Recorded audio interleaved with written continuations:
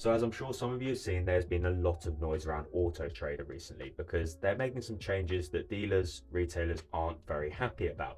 Now, on top of the extortionate prices that these dealers slash retailers have been paying per month to list on Auto Trader, they are very unhappy. Now, Rob from the Logbook UK has just sat down with three of the main people at Auto Trader, and he sort of asked some quite good questions, and I want to cover a bit of it and kind of what my opinion of it is, as obviously just a customer buying cars.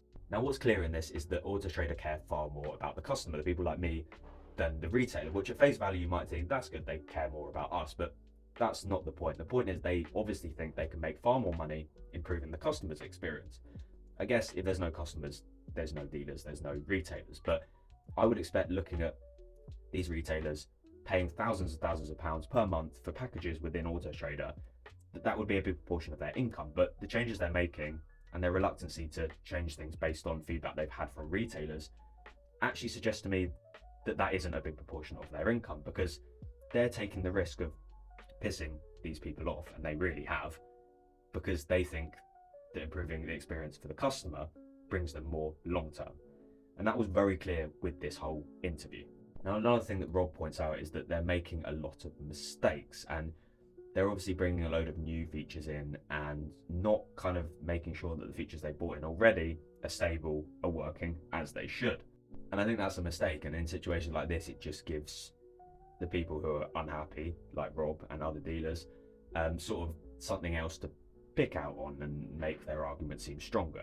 They're clearly just trying to take control away from the dealers, and I think that's the main complaint that these dealers have had. Now, obviously, we like to complain about dealers and retailers. There's some proper shady ones out there. So as a customer, it's quite good for the customer, but I do emphasize with these people who are decent people trying to make a living, and Auto Trader is kind of coming in and taking their control away. Now, I think this is a ballsy move from Auto Trader.